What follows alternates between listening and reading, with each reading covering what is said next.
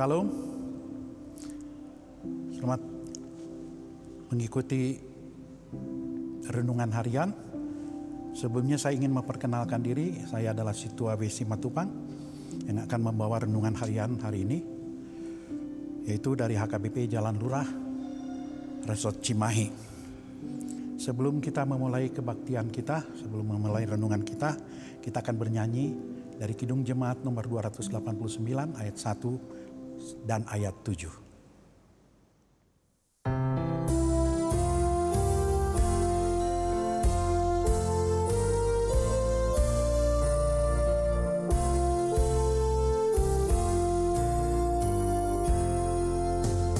Tuhan pencipta semesta, Kaulah yang maha mulia.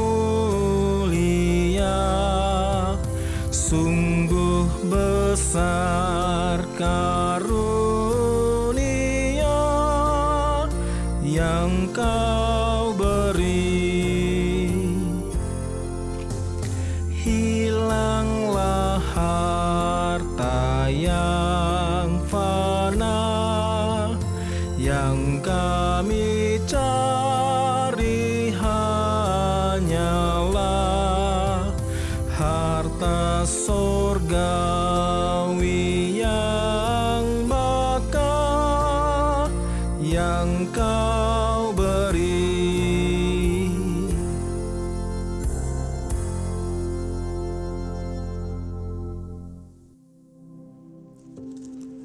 Mari kita berdoa. Tuhan Yesus, firman yang hidup, kami hendak mendengarkan firman Tuhan sebagai santapan rohani bagi kami ya Tuhan untuk hari ini. Oleh karenanya ya Tuhan, suruhlah Roh Kudus-Mu datang ke tengah-tengah kami, mengajari kami agar firman yang kami dengar boleh kiranya termaterai di dalam kehidupan kami. Amin. Renungan kita hari ini adalah apa yang tertulis di dalam Yesaya 44 ayat 10 yang bunyinya adalah seperti berikut. Siapakah yang membentuk Allah dan menuang patung yang tidak berfaedah, yang tidak memberi faedah? Sekali lagi saya ucapkan, siapakah yang membentuk Allah dan menuang patung yang tidak memberi faedah?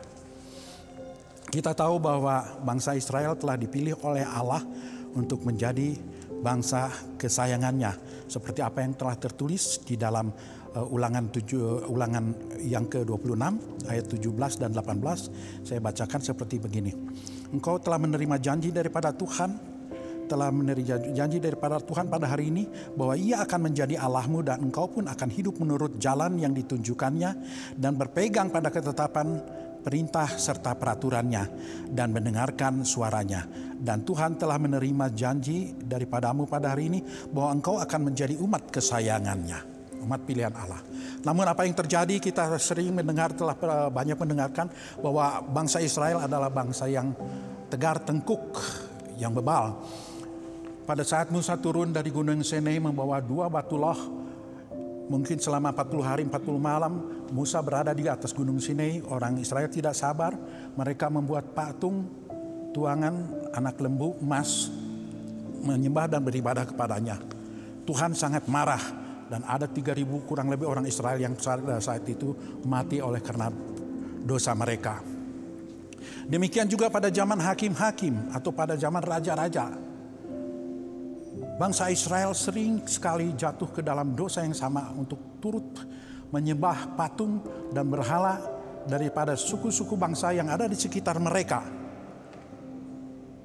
Hanya pada zaman Raja Daud lah mungkin boleh dikatakan bangsa Israel sepenuhnya hanya beribadah dan tunduk kepada Allah.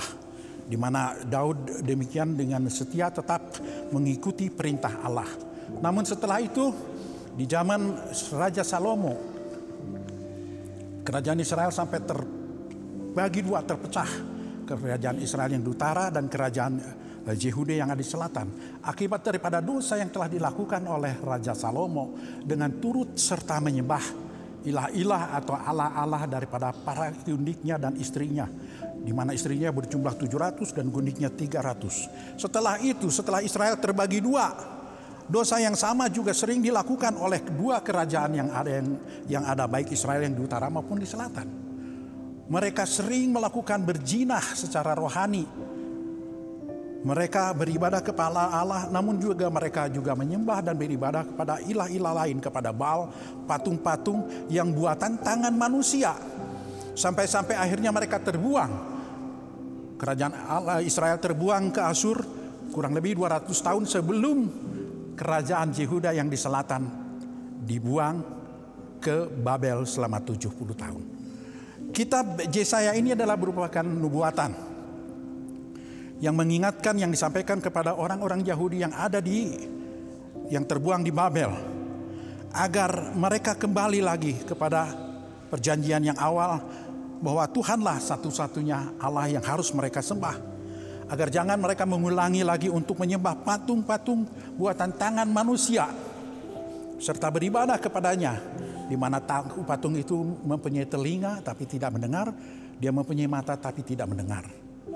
Untuk zaman saat ini, orang-orang Israel yang telah mendirikan negara merdeka pada tahun 1948 maupun zaman sekarang kita sebagai orang-orang Kristen, sepertinya sudah tidak mungkin kita mau lagi menyembah berupa berhala-berhala patung buatan tangan manusia dan kita tunduk menyembah dan beribadah kepadanya. Hal itu sepertinya nonsen untuk dapat kita lakukan. Namun apabila kita kaji lebih dalam, firman Tuhan yang telah sempurna diajarkan oleh Tuhan demikian peka. Ada dosa-dosa yang dipersamakan dengan penyembahan berhala. Di antaranya adalah kita tidak dapat menyembah Allah, tunduk dan menyembah Allah, beribadah kepada Allah dan kepada Mammon. Mammon di dalam bahasa Inggris dikatakan money, artinya uang dan kekayaan bisa menjadi berhala bagi kita apabila hati kita terikat olehnya. Sebab seperti apa yang tertulis di dalam Timotius 1 Timotius 6 dikatakan, karena akar segala kejahatan ialah cinta akan uang. Sebab oleh memburu uanglah beberapa orang telah menyimpang daripada iman dan menyiksa dirinya dengan berbagai-bagai duka. Dengan mengejar kekayaan, fokus dan hartanya terikat kepadanya. Orang menghalalkan berbagai cara. Mungkin dengan cara melakukan korupsi, manipulasi, dan juga hal-hal yang tipu daya mendatangkan dosa kepada Tuhan, yang tidak berkenan kepada Tuhan. Sehingga kita menjadikan uang dan kekayaan itu menjadi berhala. Ada juga perbuatan-perbuatan yang menjijikan di hadapan Tuhan, yang dosa tersebut juga dipersamakan dengan penyembahan berhala, yaitu apa yang tertulis di dalam 1 Kolose 3 ayat 5. Demikian adalah bunyinya. 1 Kolose 3 ayat 5. Karena itu matirkanlah dalam dirimu segala sesuatu yang duniawi, yaitu percabulan, kenajisan, hawa nafsu, nafsu jahat, juga keserakahan yang sama dengan penyembahan berhala. Berhala itu bisa berupa uang dan kekayaan, juga bisa juga perilaku atau perbuatan-perbuatan yang dipersamakan dengan penyembahan berhala. Oleh karena itu, matikanlah di dalam kehidupan kita hal-hal yang tidak berkenan kepada Allah, yang bersifat duniawi. Sebab Allah sangat pencemburu. Mencintai kekayaan uang saja itu adalah sama dengan penyembahan berhala. Bahkan mengasihi sesama manusia, mengasihi orang tua, anak, istri, melebihi kecintaan terhadap Tuhan, itu pun tidak berkenan kepada Allah. Apalagi kalau kita mengasihi hal-hal yang bersifat kebendaan. Sebab dikatakan, di mana hartamu berada, di situ hatimu berada.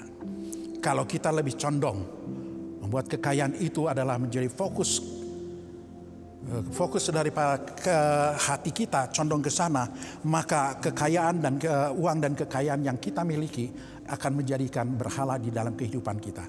Namun apabila hati kita senantiasa adalah milik Tuhan, condong untuk Tuhan, dengan segenap hati, dengan segenap kekuatan senantiasa mengasihi Tuhan, maka Tuhanlah yang kita tinggikan di dalam kehidupan kita. Oleh karenanya kita harus jujur dengan firman Tuhan yang mengatakan, tidak semua orang yang berseru kepadaku Tuhan, Tuhan akan masuk ke dalam kerajaan surga. Atau firman Tuhan yang mengatakan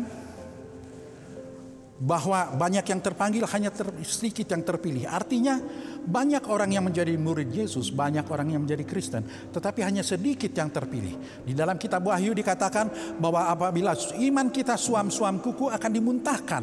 Oleh karenanya Allah menuntut kepada kita harus mengasihi Tuhan Allah dengan mengikuti segala hukum, ketetapan dan perintahnya dengan segenap hati, dengan segenap jiwa, dengan segenap kekuatan kita, agar kita berlayak untuk memperoleh mahkota kehidupan di dalam kehidupan kita.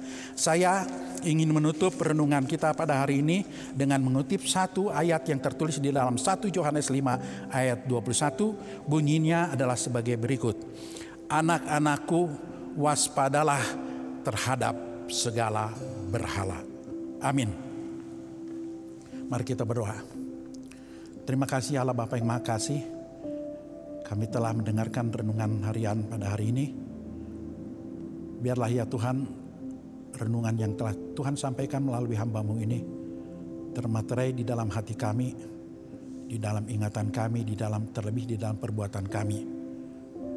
Agar di dalam mengikuti Tuhan, jangan kami ya Tuhan tertipu oleh segala tipu daya kekayaan duniawi ini yang membuat hati kami condong ya Tuhan,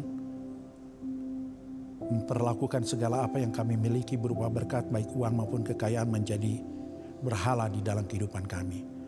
Pegang kami teguh dengan setia ya Tuhan, agar kami menjadi pelaku iman, pelaku firman yang hidup, yang senantiasa setia sampai akhir hidup kami, sehingga kami boleh menjadi pewaris mahkota kehidupan yang telah Tuhan sediakan bagi setiap orang yang setia sampai hidupnya. Amin. Horas, selamat bekerja, selamat beraktivitas di Hama Kamanginang. Saya diramuti Tuhan tama hamus aluhutna. Alai itu tutu suatu lupa kita lau subscribe, like, dohok mas share video jala YouTube channel ni Huriat Tahaga PP Jala Lurah asabui pakyon ni Tuhata channel YouTube on di masa pandemi COVID-19 gabe dalan ni Tuhata maun laho mamaritahon barita nauli tuah kasalhuna ruas dohok saluna kana porsia dohok na sa porsia manang ahapeng akaulau ta saya didongani Tuhan di mata mahita. Salam, Tuhan memberkati.